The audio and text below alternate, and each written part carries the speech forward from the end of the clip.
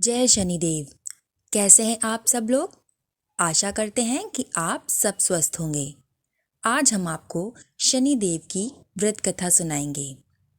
शनिदेव को ग्रहों का राजा कहा जाता है। भगवान भोलेनाथ ने इन्हें न्याय के देवता की उपाधि दी है। शनिदेव को बहुत जल्दी क्रोध आ जाता है। इसी वजह से सूर्य से इनकी नाराजगी बनी रहती है। इनके क्रोध से सभी लोग बचने की कोशिश करते हैं, वरना व्यक्ति पर मुसीबतों का तो पहाड़ ही टूट जाता है। इसलिए इन्हें प्रसन्न करने के लिए शनिवार का व्रत रखा जाता है। व्यक्ति शनि दोष से बचने और उन्हें शांत रखने के लिए अनेकों उपाय करता है। शनि की कृपा से व्यक्ति को सुख और वैभव की प्राप्ति होती है। जो लोग शनिवार का व्रत करते हैं उनको पूजा के समय शनिवार व्रत कथा का श्रवण अवश्य करना चाहिए। शनिदेव की व्रत कथा के अनुसार एक बार सभी 9 ग्रह सूर्य, चंद्र, मंगल, बुध, बृहस्पति, शुक्र, शनि, राहु और केतु में बहस हो गई। बहस ये थी कि कौन सबसे बड़ा है। आपस में लड़ते लड़ते सभी देवराज इंद्र के पास पहुंचे। उन सबने देवराज इंद्र से कहा कि हे देवराज, आपको ये निर्णय करना होगा कि हम में से सबसे बड़ा कौन है। देवताओं का प्रश्न सुनकर देवराज इंद्र उलझन में पड़ गए। वे बोले कि इस प्रश्न का उत्तर देने में मैं असमर्थ हूँ। हम सभी पृथ्वी लोक में उज्जैनी नगरी में राजा विक्रमादित्य के पास चलते हैं। देवराज इंद्र सहित सभी ग्रह देवता उज्जैनी नगरी में पहुंचे। महल में पहुंचकर जब देवताओं ने अपना प्रश्न पूछा तो विक्रमादित्य भी कुछ देर के लिए परेशान हो गए, क्योंकि सभी देवता अपनी अपनी शक्तियों के कारण महान थे। कोई भी किसी से ना ही छोटा था और ना ही बड़ा। अतः किसी को भी छोटा या बड़ा कह देने से उनके क्रोध के प्रकोप से भयंकर हानि पहुंच सकती थी। अचानक राजा विक्रमादित्य को एक उपाय सूझा और उन्होंने विभिन्न धातुओं स्वर्ण, चांदी, कांसा, तांबा, सीसा, रांगा, जस्ता, अभ्रक और लोहे के 9 आसन बनवाए। धातुओं के गुणों के अनुसार सभी आसनों को एक दूसरे के पीछे रखवाकर उन्होंने देवताओं को अपने अपने सिंहासन पर बैठने को कहा। देवताओं के बैठने के बाद राजा विक्रमादित्य ने कहा कि आपका निर्णय तो स्वयं हो गया है। जो सबसे पहले सिंहासन पर विराजमान है वही सबसे बड़ा है।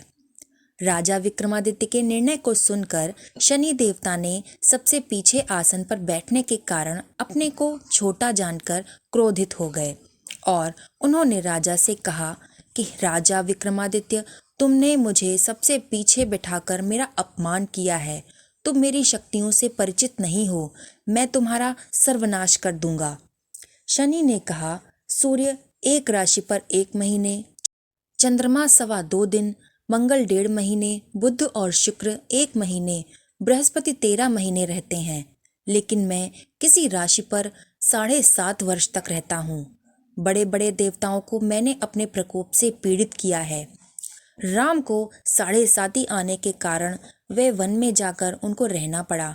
रावण की 7.5 आने पर उनको युद्ध में मृत्यु का शिकार बनना पड़ा। राजा, अब तू भी मेरे प्रकोप से बच नहीं पाएगा।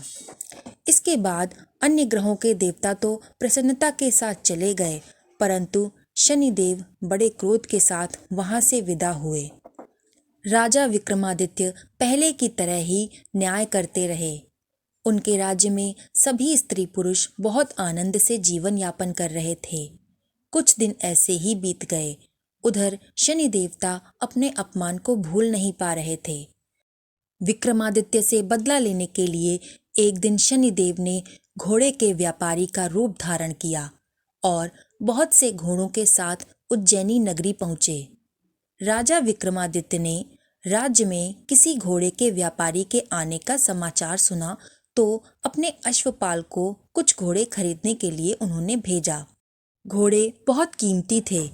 अश्वपाल ने जब वापस लौटकर इस संबंध में राजा को बताया, तब राजा विक्रमादित्य ने स्वयं आकर एक सुंदर व शक्तिशाली घोड़े को पसंद किया।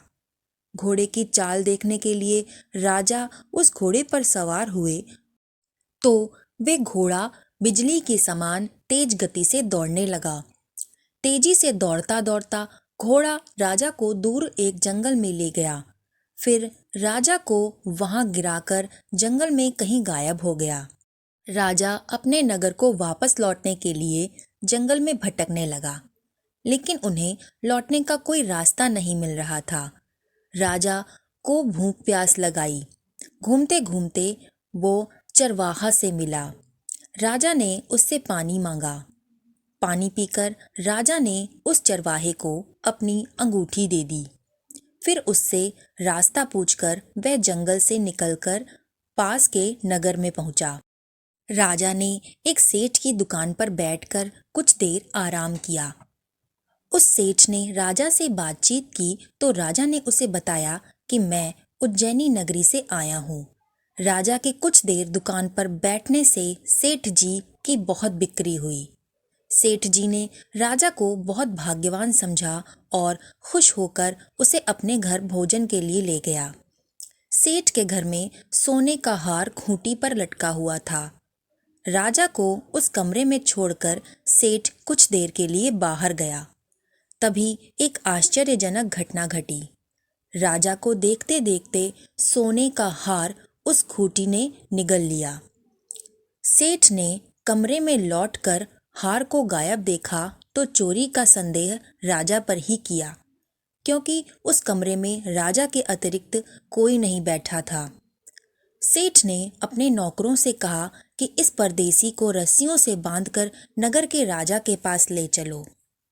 राजा ने विक्रमादित्य से हार के बारे में पूछा तो उसने बताया कि उसके देखते ही देखते खूंटी ने हार को निगल लिया था। इस पर राजा ने क्रोधित होकर चोरी करने के अपराध में विक्रमादित्य के हाथ पांव कटवाने का आदेश दे दिया। राजा विक्रमादित्य के हाथ पांव कटवाने के बाद राजा ने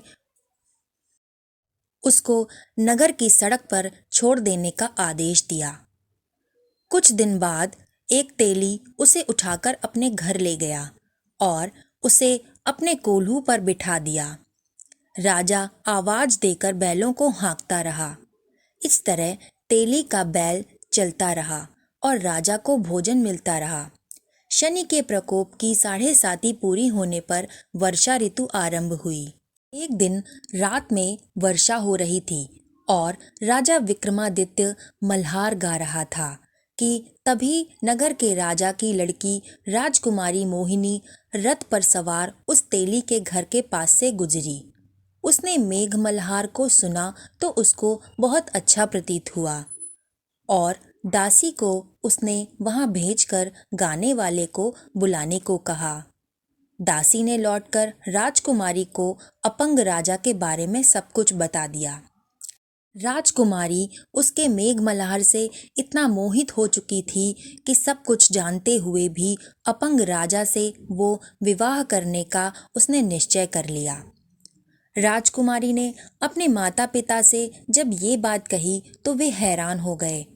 रानी ने मोहिनी को समझाया कि बेटी, तेरे भाग्य में तो किसी राजा की रानी होना लिखा है, फिर तू उस अपंग से विवाह करके अपने पांव पर कुल्हाड़ी क्यों मार रही है। राजकुमारी ने अपनी जिद नहीं छोड़ी। अपनी जिद पूरी कराने के लिए उसने भोजन करना छोड़ दिया और प्राण त्याग देने का निश्चय किया। आखिर में राजा रानी को विवश होकर अपनी पुत्री का विवाह उस अपंग विक्रमादित्य से करना पड़ा। विवाह के पश्चात राजा विक्रमादित्य और राजकुमारी तेली के घर रहने लगे। उसी रात स्वप्न में शनिदेव ने राजा से कहा कि राजा, तुमने मेरा प्रकोप तो देख लिया, मैंने तुम्हें अपने अपमान का दंड दिया है। राजा ने शनिदेव से क्षमा करने को कहा और प्रार्थना की कि हे शनिदेव, आपने जितना दुख मुझे दिया है अन्य किसी को न देना। शनिदेव ने कुछ सोचकर कहा कि राजा, मैं तुम्हारी प्रार्थना स्वीकार करता हूँ। जो कोई स्त्री पुरुष मेरी पूजा करेगा, शनिवार का व्रत रखेगा और मेरी व्रत कथा सुनेगा, उस पर मेरी अनुकंपा बनी रहेगी। प्रातःकाल राजा विक्रमादित्य की जब नींद खुली तो उसने अपने हाथ पांव देखकर राजा को बहुत खुशी हुई। उसने मन ही मन में शनिदेव को प्रणाम किया। राजकुमारी भी राजा के हाथ पांव सही सलामत देखकर अत्यंत प्रसन्न हुई। तब राजा विक्रमादित्य ने राजकुमारी को अपने स्वप्न के बारे में बताया। राजा विक्रमादित्य ने उसके बाद रानी को अपना परिचय देते हुए शनि के प्रकोप की सारी कहानी सुनाई। सेठ को जब इस बात का पता चला तो वह दौड़ता हुआ तेली के घर पहुंचा और राजा के चरणों में गिरकर क्षमा मांगने लगा। राजा ने उसे क्षमा कर दिया क्योंकि यह सब तो शनि के प्रकोप के कारण हुआ था। सेठ राजा को अपने घर ले गया और उसको भोजन कराया। भोजन कराते समय वहां एक आश्चर्यजनक घटना घटी। सबके देखते देखते उस खूंटी ने जो हार निगल दिया था, उसको खूंटी ने वापस कर दिया। ये सब देखकर सेठ जी को बहुत आश्चर्य हुआ। उसके बाद सेठ जी ने राजा से अपनी पुत्री का विवाह कराने का प्रस्ताव दिया। राजा ने उसके प्रस्ताव को स्वीकार कर लिया। तब सेठ जी ने अपनी बेटी का विवाह भी राजा के साथ कर दिया और बहुत से स्वर्ण आभूषण, धन आदि देकर राजा को विदा कर दिया। राजा विक्रमादित्य रानी मोहिनी और सेठ की बेटी के साथ उज्जैनी नगर पहुंचे तो नगरवासियों ने हर्ष के साथ उनका स्वागत किया। अगले दिन राजा विक्रमादित्य ने पूरे राज्य में घोषणा कराई कि शनिदेव सब देवताओं में सर्वश्रेष्ठ हैं। आज से प्रत्येक स्त्री पुरुष शनिवार को उनका व्रत करे और उनकी व्रत कथा को जरूर सुने। राजा विक्रमादित्य की घोषणा से शनिदेव बहुत प्रसन्न हुए। शनिवार का व्रत करने और व्रत कथा सुनने के कारण सभी लोगों की मनोकामनाएं शनिदेव की कृपा से पूरी होने लगीं। सभी लोग आनंद पूर्वक रहने लगे। हे शनिदेव, जैसा आपने राजा के साथ पहले किया वैसा किसी के साथ न करना, और जैसा राजा के साथ बाद में किया वैसा सबके साथ करना। अगर वीडियो पसंद आया हो तो हमारी कथा को लाइक और शेयर ज़रूर करिएगा। कमेंट करके ज़रूर बताइएगा कि आपको हमारी कथाएं कैसी लगती हैं। चैनल पे नए हैं तो सब्सक्राइब ज़रूर करिएगा। कथा को सुनने के लिए धन्यवाद। आपका दिन शुभ हो।